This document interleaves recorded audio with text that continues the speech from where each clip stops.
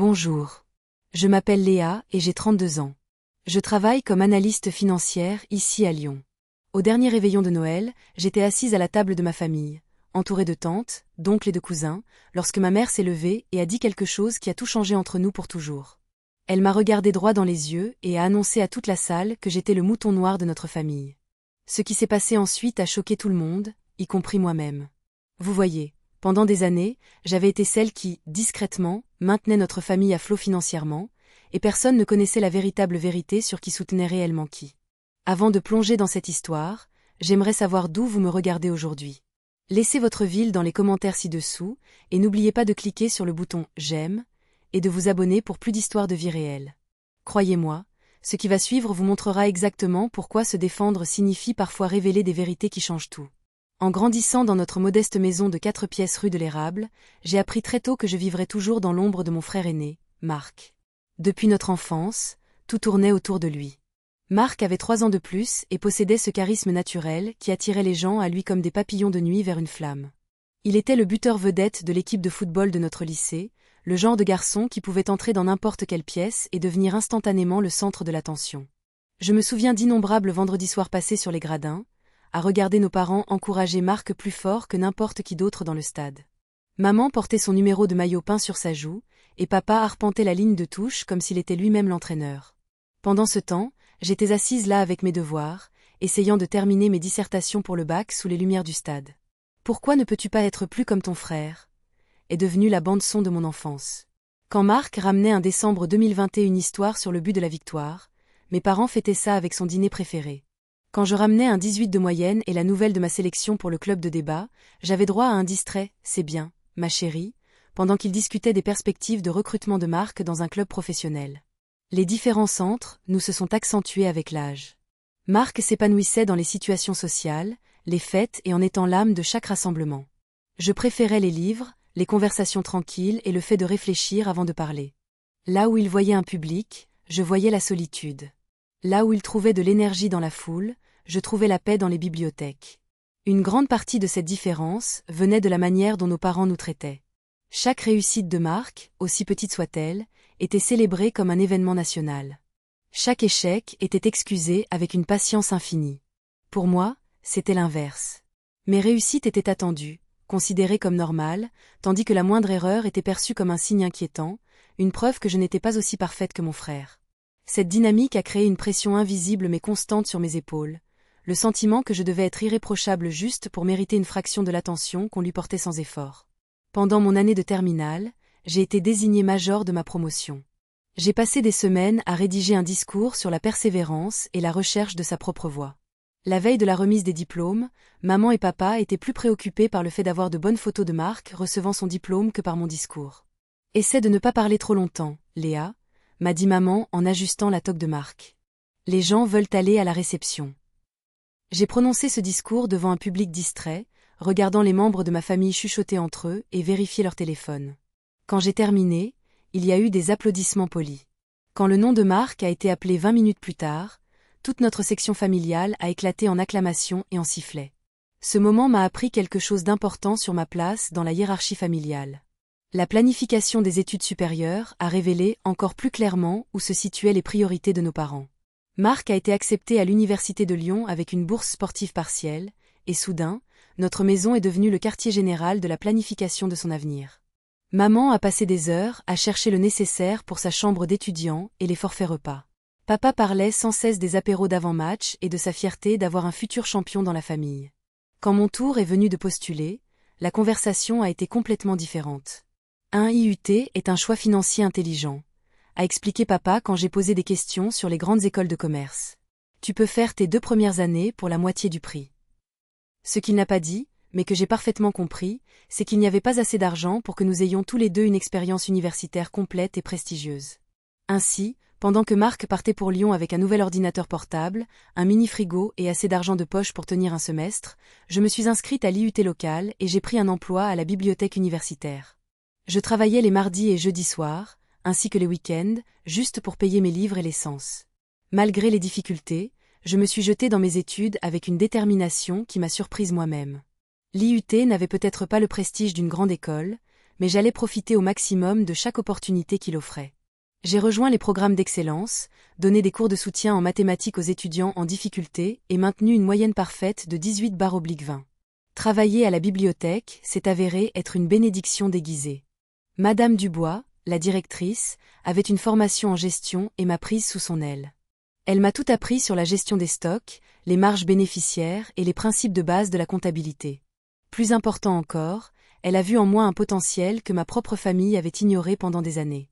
Vous avez un don naturel pour les chiffres, Léa, m'a-t-elle dit un après-midi, alors que je clôturais la caisse avec une précision parfaite pour le 15e jour d'affilée.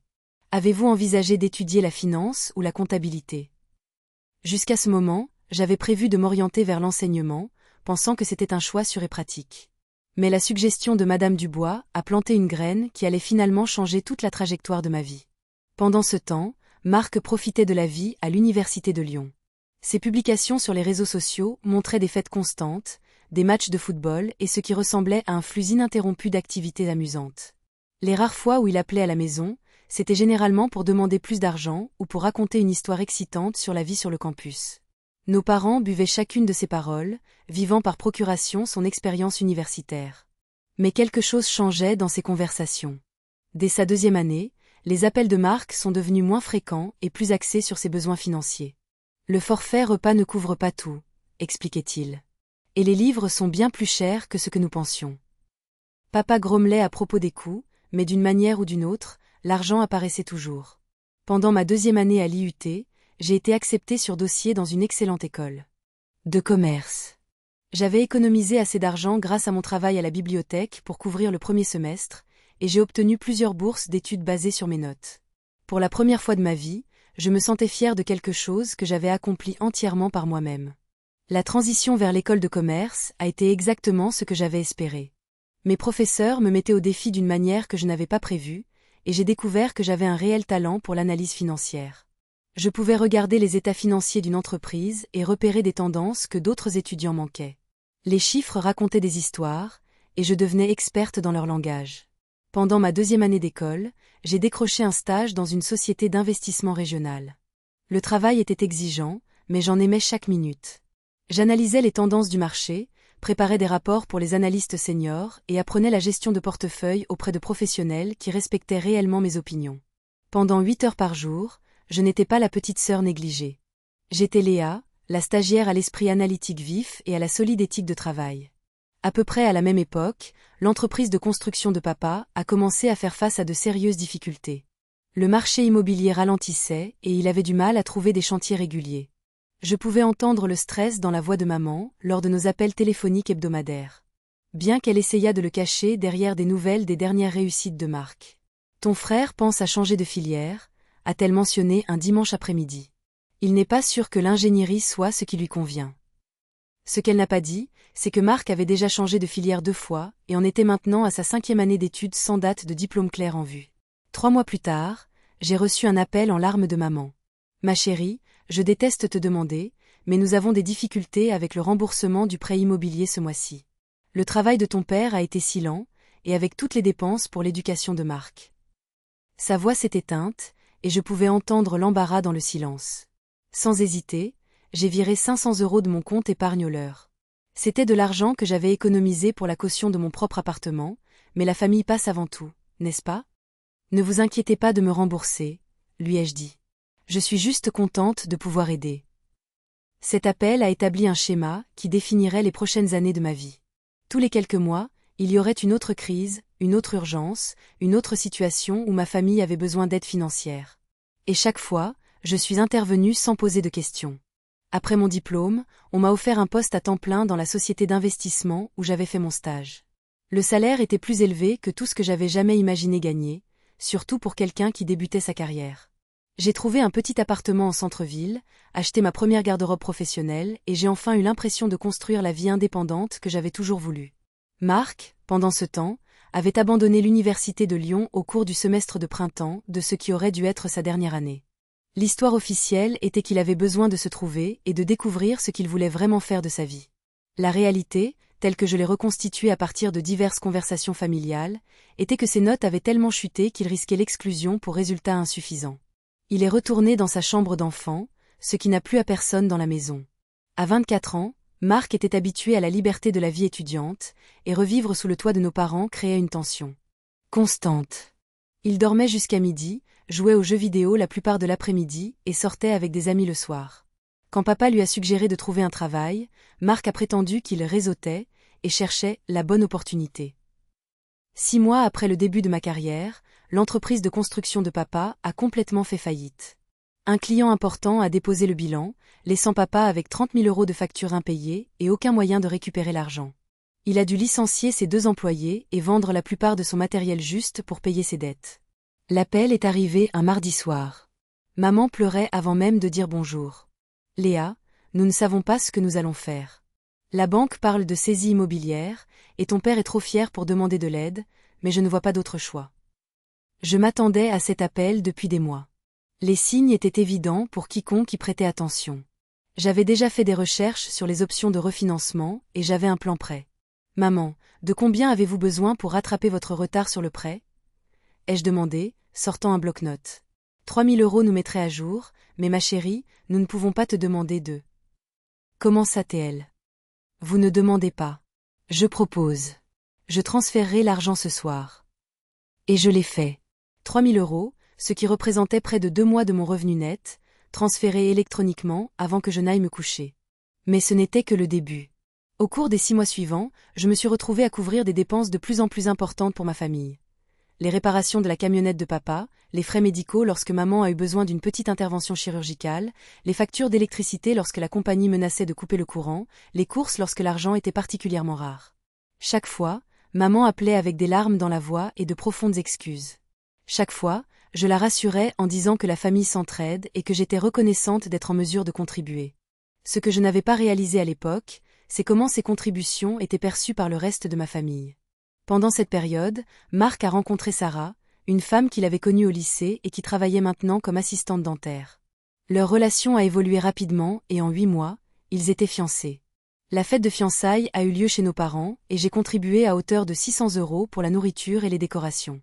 La planification de leur mariage est devenue une obsession familiale. Sarah avait toujours rêvé d'une grande célébration et, malgré leurs ressources limitées, maman était déterminée à la réaliser. Il est important de commencer un mariage du bon pied, expliquait-elle lorsque je remettais en question la sagesse de dépenser autant d'argent qu'ils n'avaient pas. Le budget du mariage est passé de 5 000 à 8 000, puis à 12 000 €. Chaque fois qu'il augmentait, je me retrouvais à couvrir la différence. L'acompte pour la salle de réception, le photographe, les fleurs, le bar ouvert que Marc jugeait essentiel pour une célébration digne de ce nom. Je me disais que c'était une dépense unique, qu'aider mon frère à commencer son mariage sur des bases solides était la bonne chose à faire. Mais même en signant ces chèques, je sentais un ressentiment grandissant que je ne pouvais pas tout à fait articuler. 3 mois après le mariage, Sarah a découvert qu'elle était enceinte. La nouvelle a été accueillie avec joie par nos parents, ravis de devenir grands-parents. Mais des complications de grossesse ont entraîné des frais médicaux coûteux que leur mutuelle ne couvrait pas entièrement. Une fois de plus, mon téléphone a sonné avec une demande d'aide larmoyante.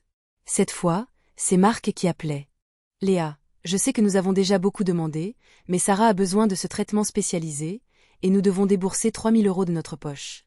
Je ne demanderais pas si ce n'était pas pour le bébé. » Alors que mes contributions financières à ma famille continuaient de croître, autre chose changeait. La dynamique lors des réunions de famille avait changé d'une manière qui me laissait de plus en plus isolée et incomprise. Ce que je pensais me vaudrait de l'appréciation et de la reconnaissance semblait au contraire créer une étrange sorte de distance. Les conversations lors des dîners de famille ont commencé à inclure des critiques subtiles sur mes choix de vie. « Léa travaille tellement », disait maman aux parents en visite, comme si ma réussite professionnelle était en quelque sorte malsaine. Nous nous inquiétons qu'elle se concentre trop sur l'argent et pas assez sur les relations. L'ironie était dévastatrice. J'étais là, sacrifiant ma propre sécurité financière pour soutenir ma famille, et d'une manière ou d'une autre, on me décrivait comme quelqu'un qui se souciait trop de l'argent. Lorsque j'essayais de participer aux conversations sur les projets d'avenir de Marc et Sarah, mes suggestions étaient rejetées comme étant trop pratiques ou ne comprenant pas ce que c'est que d'avoir une famille. Lors d'un dîner dominical particulièrement mémorable, l'oncle Bernard a fait une blague en disant que j'étais le « robot de la finance » de la famille. Tout le monde a ri, y compris mes parents, pendant que j'étais assise là, essayant de sourire et de prétendre que ça me faisait pas mal. Au moins, quelqu'un dans cette famille sait comment gagner de l'argent, a ajouté tante Hélène, ce qui était apparemment censé être un compliment, mais qui sonnait comme une autre façon de dire que je n'étais pas à ma place. Marc, pendant ce temps, avait du mal à trouver sa place dans le monde du travail. Il s'enthousiasmait pour des opportunités d'emploi, passait bien les entretiens grâce à son charisme naturel, mais avait ensuite du mal avec les réalités quotidiennes de la ponctualité et du respect des délais. Il a changé 3 fois de travail au cours de sa première année de mariage, chaque fois avec une histoire de patron déraisonnable ou de politique de bureau. Après chaque perte d'emploi, il y avait une période de stress financier pour Marc et Sarah, qui conduisait inévitablement à un autre appel téléphonique demandant de l'aide pour le loyer ou les mensualités de la voiture. Je me suis retrouvée à fournir ce qui équivalait à des allocations de chômage pour mon propre frère, couvrant leurs dépenses de base pendant qu'il cherchait la prochaine opportunité. C'est à cette époque que j'ai rencontré Thomas lors d'un événement de réseautage professionnel. Il était ingénieur logiciel avec un grand sens de l'humour et une perspective rafraîchissante sur l'équilibre entre vie professionnelle et vie privée. Nous avons commencé à nous fréquenter et, pour la première fois depuis des années, j'avais quelque chose dans ma vie qui était complètement séparé des drames constants de ma famille. Thomas était perplexe face au montant du soutien financier que je fournissais à ma famille. « Ne te méprends pas », a-t-il dit un soir après que j'ai dû annuler nos plans de dîner pour gérer une autre crise financière familiale. « C'est généreux de ta part de les aider, mais il semble qu'ils soient devenus assez dépendants de ton aide. » Son observation m'a dérangée parce que je savais qu'elle était exacte. Ce qui avait commencé comme une aide d'urgence était devenu un soutien de routine. Le budget de ma famille incluait apparemment mes contributions comme une source de revenus régulière, ce qui signifiait qu'il n'avait jamais à prendre les décisions difficiles qui pourraient mener à une stabilité financière à long terme. Mais chaque fois que je soulevais des questions sur ce schéma, on me faisait sentir égoïste et ingrate. « Nous sommes une famille, Léa », disait maman. « Je suis désolée que tu vois cela comme un fardeau. » La culpabilité était écrasante. C'étaient des gens que j'aimais, qui luttaient avec de réels défis financiers, et j'étais en mesure d'aider.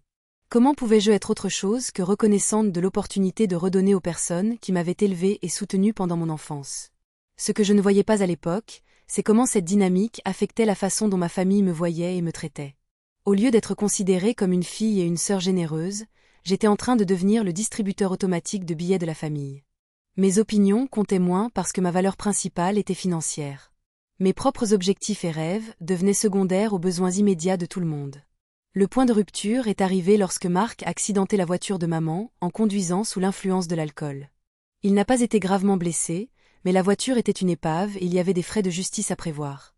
L'alcoolisme était un secret de Polichinelle depuis des mois, mais cet incident a forcé tout le monde à reconnaître que Marc avait un vrai problème. Au lieu de s'attaquer aux problèmes de fond, la réponse de la famille a été de se concentrer sur les conséquences financières immédiates. Comment maman irait-elle au travail sans voiture? Comment paierait-il les frais d'avocat de Marc? Comment se débrouillerait-il avec un véhicule en moins? Une fois de plus, je me suis retrouvée à intervenir pour résoudre des problèmes qui n'étaient pas vraiment de ma responsabilité. J'ai aidé maman à acheter une voiture d'occasion fiable et j'ai contribué aux frais de justice de Marc. Mais cette fois, quelque chose en moi avait changé. Je commençais à me demander si mon aide aidait vraiment quelqu'un à long terme. Le réveillon de Noël qui allait tout changer a commencé comme n'importe quelle autre réunion de famille. Je suis arrivée chez mes parents avec du vin cher, des cadeaux bien pensés pour tout le monde et ma volonté habituelle de contribuer à tout ce qui était nécessaire pour rendre la journée spéciale. J'avais appris au fil des ans qu'apporter de belles choses aidait à aplanir toute gêne concernant mon rôle de contributrice financière de la famille. Marc était déjà là, l'air d'avoir la gueule de bois et débraillé sur le canapé du salon. Il vivait de nouveau à la maison depuis 3 mois, après la rupture de son mariage avec Sarah. L'histoire officielle était qu'il prenait du temps pour arranger les choses. Mais je savais, d'après les appels téléphoniques inquiets de maman, que Sarah en avait finalement eu assez de l'alcoolisme et du manque de fiabilité de Marc. Alors que les proches commençaient à arriver, j'ai remarqué le schéma familier des conversations qui se développaient. Tout le monde voulait entendre parler des dernières perspectives d'emploi de Marc et l'encourager pour son avenir. Plusieurs tantes et oncles ont tenu à lui dire à quel point il avait du potentiel et à quel point ils étaient sûrs que les choses s'arrangeraient pour lui. Mes propres nouvelles ont été accueillies avec un intérêt poli, mais peu d'enthousiasme. Quand j'ai mentionné une promotion au travail, l'oncle Bernard a plaisanté sur le fait que je gravissais les échelons de l'entreprise. Quand j'ai parlé de vacances que je prévoyais, ma cousine Jennifer m'a demandé pourquoi je voyageais seule et si j'allais un jour me poser comme les gens normaux. Les questions sur ma vie personnelle étaient devenues plus pointues au fil des ans. À 32 ans, j'atteignais apparemment un âge où mon célibat devenait une source d'inquiétude familiale. Peu importait que je sois financièrement indépendante, professionnellement réussie et généralement heureuse de ma vie. Le fait que je ne sois pas mariée avec des enfants signifiait que quelque chose devait clocher chez moi. Nous nous inquiétons juste que tu passes à côté de ce qui est vraiment important, a expliqué tante Hélène pendant l'apéritif. La réussite professionnelle c'est bien, mais la famille, c'est ce qui compte vraiment à la fin. Je voulais souligner que j'avais donné la priorité à la famille pendant des années, d'une manière différente de celle qu'ils reconnaissaient. Chaque mois, depuis 4 ans, j'envoyais de l'argent à la maison. Chaque crise avait été résolue avec mon aide financière. Chaque célébration familiale avait été améliorée par mes contributions. Mais apparemment, rien de tout cela ne comptait comme faire passer la famille en premier. Alors que nous nous asseyions pour le dîner, la conversation s'est naturellement tournée vers la situation de Marc. Maman a donné un compte rendu détaillé de sa recherche d'emploi, soulignant à quel point il travaillait dur pour se remettre sur pied. Elle a parlé de ses entretiens et des retours positifs qu'il avait reçus de potentiels employeurs. Ce qu'elle n'a pas mentionné, c'est que Marc avait été renvoyé de son dernier emploi pour s'être présenté ivre, ou que sa recherche d'emploi consistait principalement à faire défiler des annonces en ligne tout en étant allongé sur le canapé. Elle n'a pas non plus mentionné que je couvrais son assurance auto et ses factures de téléphone portable depuis 2 mois. Nous demandons juste à tout le monde de garder Marc dans vos prières, a dit maman, regardant autour de la table notre famille élargie. Il traverse une période si difficile, et il a besoin de tout le soutien que nous pouvons lui donner. L'ironie était presque insupportable. Voilà ma mère qui demandait des prières et du soutien pour Marc alors que j'étais assise là, finançant silencieusement ses dépenses de base. Je fournissais un soutien réel et tangible. Mais d'une manière ou d'une autre, cela ne valait pas la peine d'être mentionné ou reconnu. Après le dîner, alors que nous nous réunissions dans le salon pour le dessert, la conversation a pris une tournure encore plus inconfortable. Les proches ont commencé à partager des souvenirs de notre enfance, nous comparant, Marc et moi, d'une manière qui le dépeignait constamment comme le membre de la famille chaleureux et sociable, et moi comme la distante et ambitieuse. Léa a toujours été si sérieuse, se souvint tante Hélène. Même petite fille, elle était plus intéressée par ses livres que par le jeu avec les autres enfants. Marc, en revanche, pouvait se lier d'amitié avec n'importe qui, a ajouté l'oncle Bernard. Il a un si bon cœur, toujours à penser aux autres. J'étais assise là, mangeant ma bûche de Noël et écoutant ma famille construire un récit sur nos personnalités qui ignorait complètement la réalité. Marc, qui dépendait financièrement de moi depuis des années, était celui qui pensait aux autres. Moi, qui avais discrètement soutenu tout le monde, j'étais l'égoïste qui ne se souciait que des livres et de sa carrière. Puis est venu le moment qui allait tout changer entre ma famille et moi pour toujours. Maman s'est levée de sa chaise, tenant sa tasse de café, et a regardé autour de la pièce tous nos proches. Elle avait cette expression sur son visage que j'avais appris à reconnaître au fil des ans. Celle qui signifiait qu'elle était sur le point de faire une annonce importante. Vous savez, commença-t-elle, sa voix portant facilement dans la pièce silencieuse. J'ai beaucoup réfléchi ces derniers temps à quel point mes enfants sont différents l'un de l'autre. Elle fit une pause, prenant une gorgée de son café, complètement inconsciente qu'elle était sur le point de faire exploser une bombe au milieu de notre réunion de famille. Marc a toujours été le cœur de cette famille, continua-t-elle en faisant un geste vers mon frère, qui était assis sur le canapé, l'air mal à l'aise d'être le centre de l'attention. Il est chaleureux. Il est attentionné. Il pense aux autres avant lui-même. Il est tout ce que nous aurions pu souhaiter comme fils. Les proches hochèrent la tête en signe d'accord, souriant à Marc, qui réussit à esquisser un faible sourire en retour. Je sentis mon estomac se nouer, pressentant où ce discours allait mener, mais espérant que je me trompais. Léa, d'un autre côté, dit maman, se tournant pour me regarder directement, a toujours été le mouton noir de cette famille. Les mots m'ont frappé comme un coup de poing. J'ai senti mon visage s'empourprer, et pendant un instant, je ne pouvais plus respirer. Autour de moi, je voyais les proches hocher la tête pensivement, comme si maman venait d'articuler quelque chose qu'ils pensaient tous, mais qu'ils étaient trop polis pour le dire. Elle est tellement différente du reste d'entre nous, continua maman, apparemment inconsciente du fait qu'elle m'humiliait devant toute notre famille élargie. Si froide et axée sur l'argent. Elle ne comprend pas ce que la famille signifie vraiment. L'ironie était si écrasante que j'ai failli rire. J'étais là, la personne qui avait discrètement soutenu cette famille financièrement pendant des années, publiquement décrite comme quelqu'un qui ne comprenait pas ce que la famille signifie. La femme qui avait financé leur mensualité de prêt, couvert leurs urgences et payé pour leurs célébrations était qualifiée de froide et d'axée sur l'argent. Mais quelque chose d'étrange s'est produit à ce moment-là. Au lieu de la honte et de la douleur habituelle que je ressentais lorsque ma famille me critiquait, j'ai ressenti quelque chose de complètement différent. J'ai ressenti de la colère. Pas la colère silencieuse et refoulée que je portais depuis des mois, mais une fureur propre et claire qui a traversé des années de culpabilité et de confusion. Je me suis levée lentement, posant mon assiette à dessert sur la table basse avec une précision délibérée. La pièce était devenue complètement silencieuse.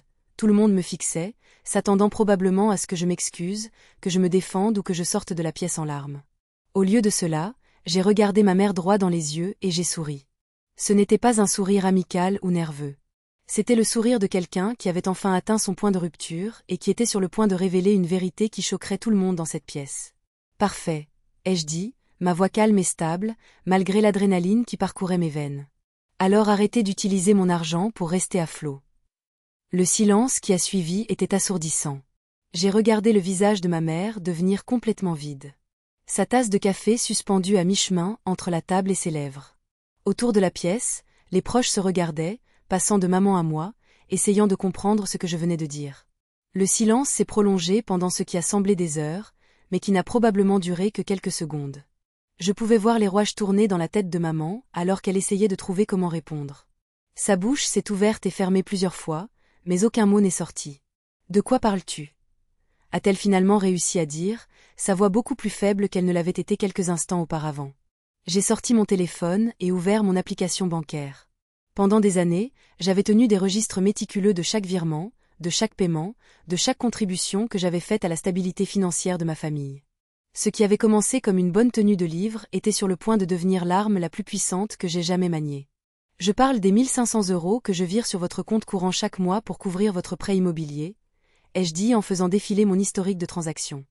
Je parle des 8000 € que j'ai contribué au mariage de Marc, des 3000 que je vous ai donnés quand l'entreprise de papa a fait faillite, des 1200 pour les frais médicaux de maman. Autour de moi, je pouvais voir les expressions des proches passer de la confusion au choc. L'oncle Bernard était penché en avant sur sa chaise, me fixant la bouche légèrement ouverte. Tante Hélène avait posé sa tasse de café et regardait alternativement mes parents et moi. « Léa, s'il te plaît », murmura maman, sa voix suppliante. Ce n'est ni le moment ni l'endroit pour discuter d'eux. C'est toi qui en as fait le moment et l'endroit, l'ai-je interrompu, surprise par la force de ma propre voix. Tu t'es levée devant tout le monde ici, et tu m'as traité de mouton noir de la famille. Tu as dit que je ne comprenais pas ce que signifie la famille. Alors, parlons de ce que la famille signifie vraiment. J'ai continué à faire défiler mon téléphone, énonçant des montants et des dates spécifiques. Le 15 septembre, 2000 € pour les réparations de la voiture de Marc. Le 3 octobre, 500 € pour les factures quand vous étiez en retard. Le 20 novembre, 800 € pour les courses et les dépenses ménagères. Marc fixait le sol, le visage rouge d'embarras. J'ai réalisé que certaines de ses contributions lui avaient probablement été présentées comme des cadeaux ou un soutien de nos parents, pas comme de l'argent provenant directement de mon compte en banque. Au cours des 4 dernières années, ai-je continué, ma voix se renforçant à chaque révélation, j'ai contribué à plus de 47 000 € aux dépenses de cette famille. 47 000 € tout en écoutant des leçons sur le fait que je ne me soucie pas de la famille et que je ne me concentre que sur l'argent.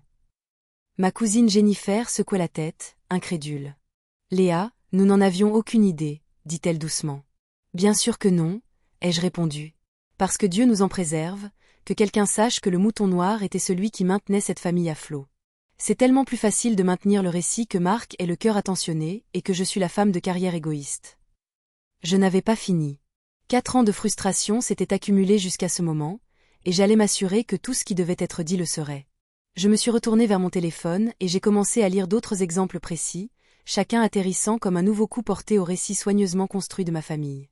Laissez-moi vous parler des autres façons dont ce mouton noir a soutenu sa famille, ai-je continué, ma voix stable et claire. Noël dernier, quand tout le monde faisait l'éloge de Marc pour ses cadeaux attentionnés, c'est moi qui les ai payés. La montre qu'il a offerte à papa, le collier qu'il a offert à maman, les jouets pour les enfants de la cousine Amélie. 600 € débités sur ma carte de crédit. Tante Hélène a eu un hoquet audible. L'oncle Bernard regardait Marc avec une expression complètement différente de celle qu'il avait plus tôt dans la soirée. Et parlons de cette maison, ai-je dit, en désignant le salon de mes parents. La même maison où l'on me traite de mouton noir alors que je suis assise à une table que j'ai aidé à payer. Quand vous avez eu besoin d'un nouveau toit au printemps dernier, d'où venaient les 3000 € d'acompte. Quand la chaudière est tombée en panne en janvier, qui a couvert la réparation d'urgence. Papa était affalé sur sa chaise, l'air plus vieux que je ne l'avais jamais vu. Pour la première fois de toute cette confrontation, il a pris la parole. « Léa, nous sommes reconnaissants pour tout ce que tu as fait. » « L'êtes-vous vraiment » l'ai-je interrompu. Parce que la gratitude ne s'accompagne généralement pas d'humiliation publique. La gratitude n'implique pas de qualifier la personne qui vous soutient de froide et d'axée sur l'argent.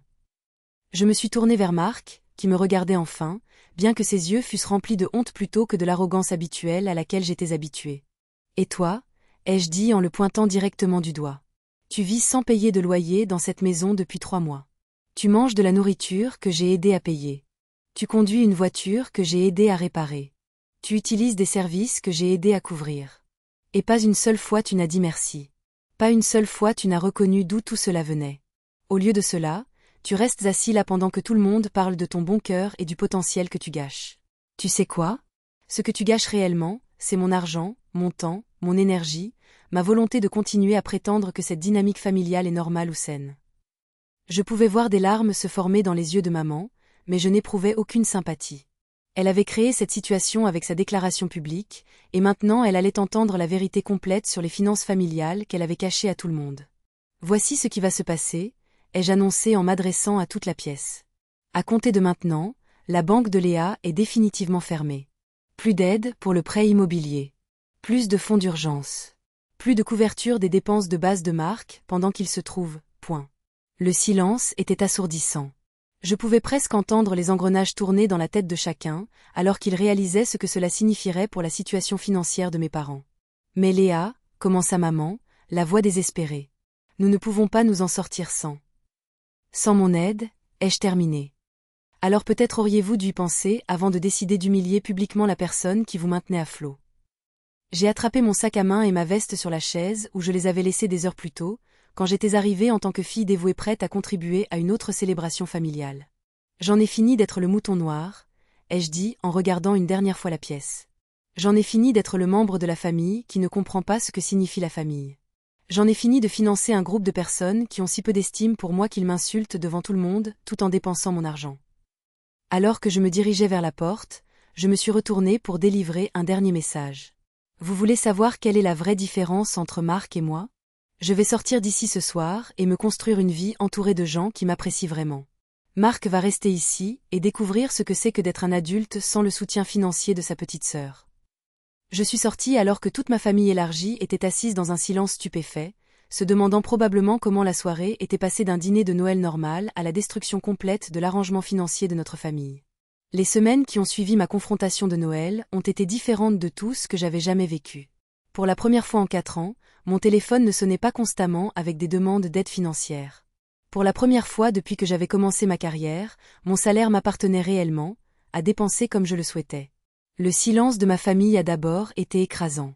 J'étais devenue si habituée à être nécessaire, même si ce besoin s'accompagnait de critiques et de manque de respect, que l'absence soudaine d'appels de crise m'a laissé avec un étrange sentiment de vide. Mais au fil des jours, ce vide a été remplacé par quelque chose que je n'avais pas ressenti depuis des années, la liberté. Maman a appelé la première, exactement 6 jours après Noël. Sa voix était faible et pleine d'excuses, complètement différente du ton confiant qu'elle avait utilisé en m'humiliant devant nos proches. « Léa, ma chérie, nous devons parler », a-t-elle commencé. « Je pense qu'il y a eu des malentendus au dîner, et nous devrions mettre les choses au clair. »« Il n'y a eu aucun malentendu, maman, » ai-je répondu calmement. « Tu m'as traité de mouton noir de la famille devant tout le monde et je t'ai dit exactement ce que j'en pensais. Tout est parfaitement clair. Mais ma chérie, tu sais que nous t'aimons. Tu sais que nous apprécions tout ce que tu as fait pour nous. Je pense juste que parfois, tu prends les choses de la mauvaise manière. » La conversation a duré 20 minutes, maman alternant entre des excuses pour avoir blessé mes sentiments et des tentatives pour minimiser ce qui s'était réellement passé. Elle n'arrêtait pas de qualifier ma réaction de « disproportionnée » et de suggérer que j'avais mal interprété ses commentaires. Ce qu'elle n'a pas fait, c'est reconnaître la réalité de leur dépendance à mon soutien financier, ou admettre que me qualifier de froide et d'axée sur l'argent tout en vivant littéralement de mon argent était profondément hypocrite. L'approche de Marc était complètement différente. Ses appels étaient colériques et accusateurs, comme si je l'avais trahi en révélant la vérité sur les finances de notre famille. « Tu n'avais pas à m'embarrasser devant tout le monde », a-t-il dit lors d'une conversation particulièrement houleuse. « Tu aurais pu me parler en privé si tu avais un problème avec la situation. » « J'ai essayé de te parler en privé pendant des mois, » ai-je répondu. « J'ai essayé de suggérer que tu devrais peut-être chercher un traitement pour ton alcoolisme. J'ai essayé de t'encourager à trouver un emploi stable. J'ai essayé d'avoir des conversations raisonnables sur les limites et les attentes. Rien de tout cela n'a fonctionné. Alors tu as décidé de m'humilier à la place. Le manque de conscience de soi était stupéfiant. Marc semblait sincèrement croire qu'il était la victime dans cette situation, que ma décision d'arrêter de financer son style de vie était une attaque personnelle contre lui. Pendant cette même période, quelque chose de merveilleux se produisait dans d'autres domaines de ma vie. Thomas et moi passions plus de temps ensemble, et sans le stress constant des crises financières familiales, j'étais capable d'être plus présente dans notre relation. Nous avons fait des escapades le week-end que je n'ai pas eu à annuler pour des urgences. Nous avons fait des plans pour le dîner qui n'ont pas été interrompus par des appels désespérés. Tu sembles différente, a observé Thomas un soir, alors que nous nous promenions en ville après un film. Plus détendue, plus toi-même. Il avait raison. Pendant des années, j'avais porté le poids des problèmes financiers de ma famille sur mes épaules, et je n'avais pas réalisé à quel point ce fardeau affectait tous les autres aspects de ma vie. Sans ce stress constant, je me sentais plus légère, plus confiante, plus capable de me concentrer sur mes propres objectifs et rêves. Au travail, ma productivité a considérablement augmenté sans les crises familiales qui exigeaient mon attention. J'ai pu accepter de nouveaux projets et responsabilités. Mon supérieur a remarqué le changement et a commencé à discuter d'opportunités d'avancement que je n'avais jamais considérées comme possibles.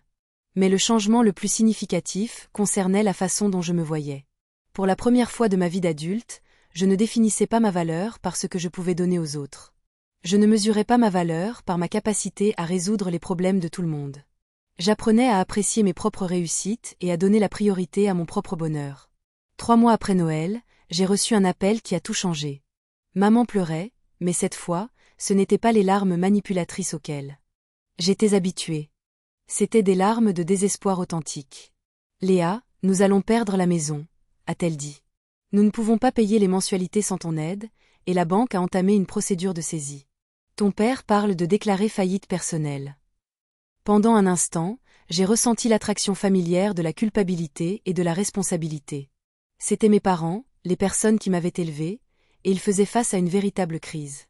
Chaque instinct que j'avais développé au cours des 4 dernières années me disait d'intervenir et de résoudre le problème. Mais je me suis souvenu de la sensation d'être assise dans ce salon, traitée de mouton noir, entourée de gens qui n'avaient aucune idée de tout ce que j'avais sacrifié pour ma famille. Je me suis souvenu des années de critiques déguisées en inquiétude, des insinuations constantes que quelque chose n'allait pas chez moi parce que j'étais réussie et indépendante.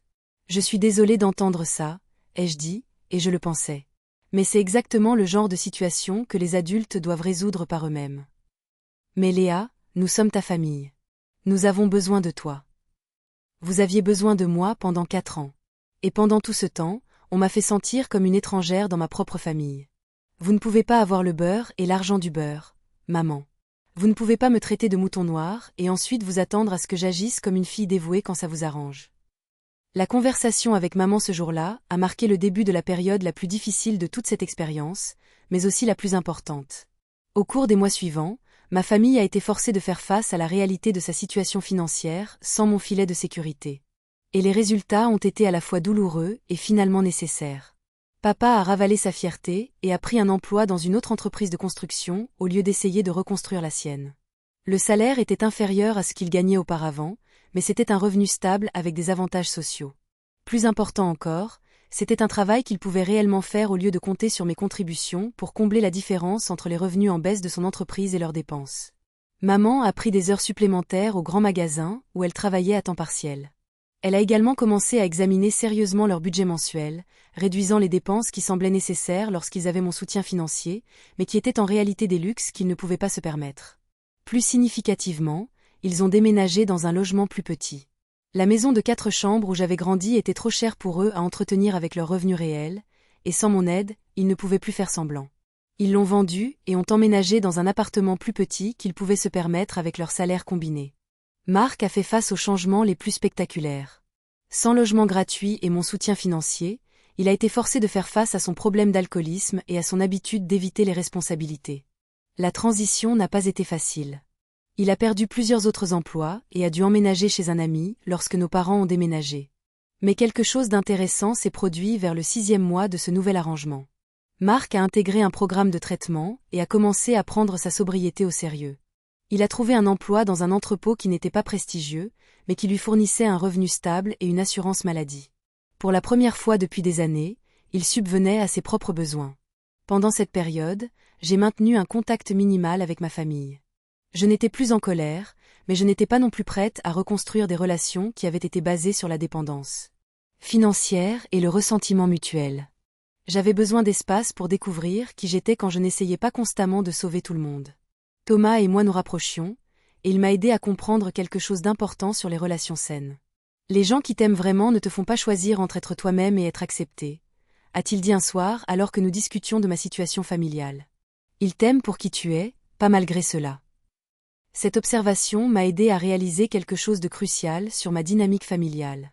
Pendant des années, j'avais essayé de gagner l'amour et l'acceptation en étant utile, en résolvant des problèmes, en me rendant indispensable. Mais ce genre d'amour est conditionnel.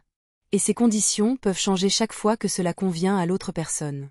Le véritable amour, celui que Thomas me montrait, et celui que j'apprenais à me montrer, n'exige pas que vous sacrifiez votre propre bien-être pour prouver votre valeur. Le véritable amour apprécie vos contributions sans les exiger. Le véritable amour ne vous insulte pas pour ensuite s'attendre à ce que vous continuiez à le soutenir. 8 mois après ma confrontation de Noël, j'ai reçu un appel très différent de maman. Sa voix était calme, pas désespérée.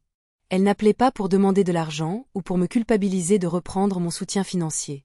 Léa, je veux que tu saches que ton père et moi avons beaucoup réfléchi à ce qui s'est passé à Noël et aux années qui ont précédé cette soirée, a-t-elle dit. Nous avons réalisé que nous avons profité de ta générosité, et nous ne t'avons pas montré l'appréciation et le respect que tu méritais. C'était la première véritable excuse que je recevais de quiconque dans ma famille, et cela m'a prise complètement au dépourvu. Nous nous débrouillons seuls maintenant, a-t-elle continué. Ça a été difficile, mais nous y arrivons. Marc va mieux aussi. Il est sobre depuis 4 mois, et il garde son travail. Je pense que nous avions peut-être tous besoin d'apprendre à prendre soin de nous-mêmes au lieu de dépendre de toi pour résoudre nos problèmes. La conversation a duré plus d'1 heure et pour la première fois depuis des années, j'ai eu l'impression de parler à ma mère plutôt qu'à quelqu'un qui me voyait principalement comme une ressource financière. Elle m'a posé des questions sur mon travail, ma relation avec Thomas, mes projets d'avenir. Elle a écouté mes réponses sans essayer de réorienter la conversation vers les problèmes ou les besoins de la famille. Plus important encore, elle a reconnu quelque chose que je ne m'attendais jamais à entendre de sa part. Tu n'as jamais été le mouton noir, Léa. Tu étais la plus forte, et au lieu de célébrer cela, nous t'en avons voulu. Nous t'avons fait sentir que quelque chose n'allait pas chez toi parce que tu étais réussie et indépendante, alors que nous aurions dû être fiers de la femme que tu es devenue. 1 an après ce dîner de Noël qui a changé ma vie, je me trouvais dans un endroit complètement différent, à la fois littéralement et émotionnellement. Thomas et moi avions emménagé ensemble, et j'apprenais ce que c'était que d'être dans une relation fondée sur le respect mutuel et l'affection sincère plutôt que sur l'obligation et la culpabilité. Ma carrière s'était épanouie sans la distraction constante des crises financières familiales. J'avais été promue analyste senior et je travaillais sur certains des projets les plus stimulants et intéressants de ma carrière. Plus important encore, je pouvais profiter de mon succès sans me sentir coupable ou sur la défensive quant à mes choix. La relation avec ma famille avait lentement commencé à se reconstruire, mais sur des bases complètement différentes. Nous parlions régulièrement maintenant, mais les conversations portaient sur un intérêt sincère pour la vie des uns et des autres, plutôt que sur des demandes d'aide ou des critiques déguisées en inquiétude. Pour les vacances ou les occasions spéciales, j'étais incluse comme un membre de la famille appréciée plutôt que d'être traitée comme une étrangère qui se trouvait être utile. Marc et moi avions la relation la plus difficile à réparer, mais même cela s'était considérablement amélioré.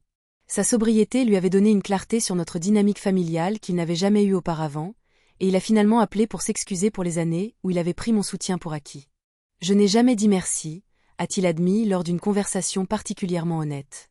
Pas une seule fois en 4 ans, je n'ai reconnu ce que tu faisais pour moi. J'étais tellement pris par mon apitoiement sur moi-même que je ne pouvais pas voir à quel point tu te sacrifiais pour m'aider. Ces excuses signifiaient beaucoup, mais ce qui signifiait encore plus, c'était de le voir prendre réellement la responsabilité de sa propre vie. Il travaillait toujours à l'entrepôt, mais il avait été promu à un poste de superviseur. Il fréquentait quelqu'un de nouveau, une femme qui appréciait ses efforts pour rester sobre et construire une vie stable. Pour la première fois depuis le lycée, Marc était quelqu'un que je pouvais réellement respecter. Papa avait peut-être changé plus que quiconque. Travailler pour quelqu'un d'autre au lieu d'essayer de diriger sa propre entreprise avait été une leçon d'humilité, mais cela l'avait aussi soulagé d'un stress énorme. Il semblait en meilleure santé et plus heureux qu'il ne l'avait été depuis des années, et il avait développé une nouvelle appréciation pour la sécurité qui vient d'un emploi stable et du fait de vivre selon ses moyens. Je pensais que demander de l'aide signifiait que j'échouais, m'a-t-il dit lors d'une de nos visites mensuelles pour le dîner. Mais je réalise maintenant que le véritable échec était de laisser ma fierté mettre autant de pression sur toi. Tu n'aurais pas dû avoir à porter le fardeau de maintenir cette famille à flot. Maman était retournée à l'école pour obtenir son diplôme d'assistante médicale, et elle travaillait dans un cabinet médical où elle se sentait valorisée et productive. Le stress financier qui avait dominé notre vie de famille pendant des années avait disparu, remplacé par la satisfaction qui vient de l'autosuffisance. Mais le changement le plus important concernait la façon dont je me voyais et mes relations. J'avais appris à fixer des limites sans me sentir coupable. J'avais découvert que le véritable amour n'exige pas un sacrifice constant pour être maintenu. J'avais trouvé la confiance nécessaire pour donner la priorité à mon propre bonheur sans m'en excuser. Thomas m'a demandé en mariage un samedi matin dans notre cuisine, alors que nous préparions le petit déjeuner et planifions notre week-end. Ce n'était pas un grand geste ou une démonstration publique, juste un moment calme entre deux personnes qui avaient trouvé quelque chose d'authentique ensemble. « J'aime que tu saches qui tu es », a-t-il dit en glissant la bague à mon doigt. « J'aime que tu te défendes. J'aime que tu sois assez forte pour t'éloigner des gens qui ne te traitent pas bien, même quand ces gens sont ta famille. » En repensant à cette confrontation de Noël, j'ai réalisé que cela avait été le moment le plus important de ma vie d'adulte, même si j'avais eu l'impression que tout s'effondrait à l'époque. Parfois, il faut être prêt à perdre tout ce que l'on pense vouloir pour trouver ce dont on a réellement besoin. J'avais passé des années à essayer de gagner l'amour et l'acceptation de ma famille en étant utile, en résolvant leurs problèmes, en me rendant indispensable. Mais ce genre de relation n'est pas durable et n'est sain pour personne. La vraie leçon ne concernait pas l'argent, la dynamique familiale ou l'établissement de limites. Bien que toutes ces choses soient importantes, la vraie leçon concernait le respect de soi et le courage d'exiger que les gens dans votre vie vous traitent avec la même considération que vous leur montrez. Être qualifié de mouton noir m'avait blessé parce que cela confirmait ma plus grande peur, que je n'appartenais pas vraiment à ma propre famille. Mais ce que j'ai appris, c'est que l'appartenance n'est pas quelque chose que l'on gagne en se changeant pour correspondre aux attentes des autres. L'appartenance est quelque chose que l'on crée en trouvant des gens qui vous apprécient pour qui vous êtes réellement. Aujourd'hui, j'ai des relations fondées sur le respect mutuel plutôt que sur la dépendance financière. J'ai une carrière qui me met au défi et me comble. J'ai un partenaire qui m'aime pour ma force plutôt que de m'en vouloir pour cela. Et j'ai une famille qui comprend enfin la différence entre prendre soin les uns des autres et profiter les uns des autres. L'étiquette de mouton noir qui m'a tant blessée est devenue une source de fierté. Si être différente des gens qui attendent des autres qu'ils financent leur irresponsabilité fait de moi le mouton noir, alors je suis exactement là où je dois être.